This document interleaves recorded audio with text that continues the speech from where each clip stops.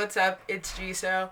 So today I'm going to be making my first Let's Talk video. In case you don't know, I go to Penn State. Today was my second day of my sophomore year of college. So today we're going to be talking about this thing called Mean World Syndrome. Last year I took a gen ed called Com 180. It's basically an intro to telecommunications, and I enjoyed that class like so much. I literally was like, should I just major in telecom? Shout out to Professor Jackson. So com was actually where I learned about this concept called Mean World Syndrome, and I was also taking political science 110. Bro, like those two very interesting classes. Poli-sci was called Rights in America. Great times.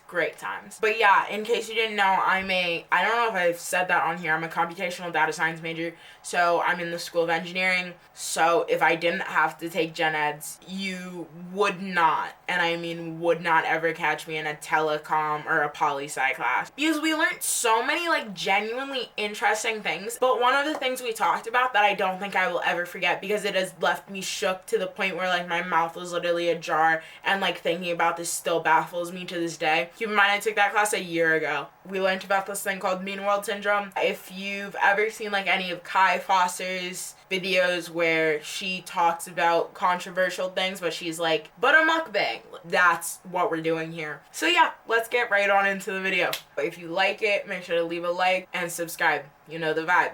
To put this in like the most simple like blanket concept, Mean World Syndrome is this idea that the more you're exposed to violent types of media, you're just gonna think the world is more violent. The more heightened levels of things like anxiety and fear you as a person will have.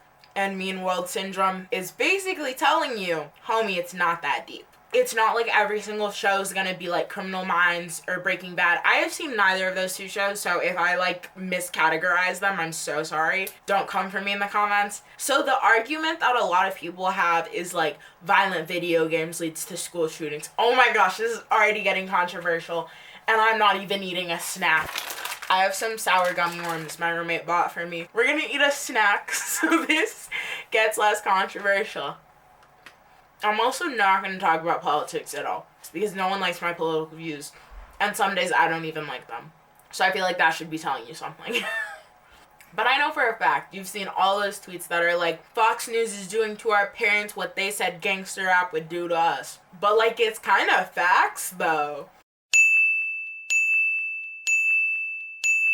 If I can find the entire like full-length documentary, I'm gonna link it down below, because you are going to be shook to your absolute core. You are literally gonna think you're insane. It says stuff like violent video games leads to things like more school shootings or violent behavior. But something that they have actually found evidence for is that people who are exposed to violent things like television or news media or whatever, they're not saying, I'm gonna go be violent toward others. They're saying, I don't want to do X, Y, Z because I'm afraid someone's going to be violent towards me. That is something that is being seen repeatedly. It's kind of this idea that your mind is creating this type of, I don't want to say the word trauma, but it's like creating this type of trauma without you actually experiencing something. Like, obviously, the media changing is having effects on us. For anyone to say that media is getting more violent, they're not wrong. Literally, like, examine the other things that are in the media. I want to acknowledge and explain that violence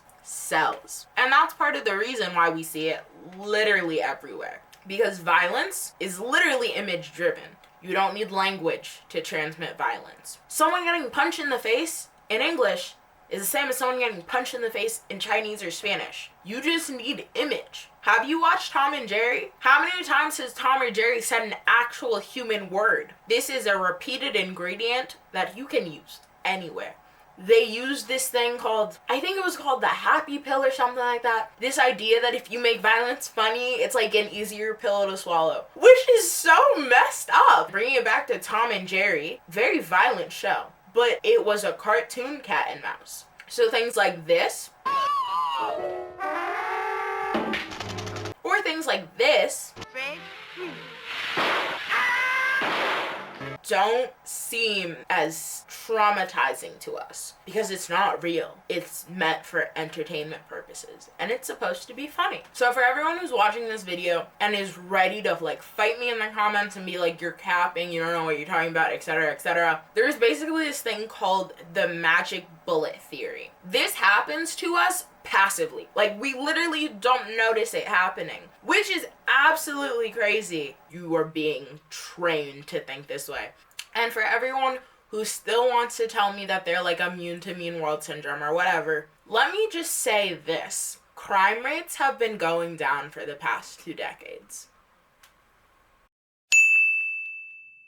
You cannot tell me that we do not learn through watching. That is something as human beings that we do as a species. We learn how to interact with others through watching others' interactions. We learn how to behave through seeing other people behave. Additionally, we learn social cues and social behaviors from the media. I know a lot of people are going to say, my primary way of learning isn't through the media. But it's like, what do you do in your leisure time? You're on your phone, you're on TikTok, you're on Instagram, you're on Twitter, you're on YouTube, you're on Snapchat, you're on whatever. You don't even realize it, but we are exposed to so much media. It's literally insane. And even if we weren't like on our phones, like you would go downtown, you'd go get a book, you would see magazines, you're still being exposed to that. You, as a human being, are exposed to thousands of ads every day.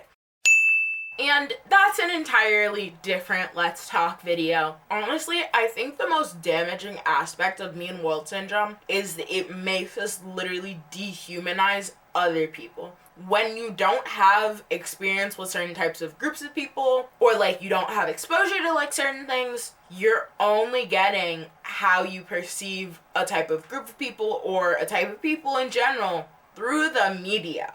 Once again, I'm not talking about politics here, but there's a reason why a lot of racist people have some ideas up in their head, and there's also a reason why a lot of people who claim they are not racist because they didn't grow up in a racist household have racist perceptions of other human beings because it's literally what the media is feeding them. Like, literally, like, preposterous, like, insane to me. This is, like, going on. You're gonna watch this and be like, she's crazy. And then you're gonna think about this and you're gonna be like, oh my gosh. I don't know how to end this video. Like, I haven't thought about this. Because I can't sit here and be like, LOL, it's not that deep. But also, it's, like, insane that we're allowing these things to just happen and enter our minds. Because we don't even know they're happening. So it kind of is that deep. Yeah, subscribe for more Let's Talk videos. If you have any ideas, leave a comment down below. Share this video with a friend. Honestly, I would just like to let you just like sit there and think about mean world syndrome and think about how I'm not crazy. But I just wanted to say, perception and reality are not the same thing. Yeah. Bye.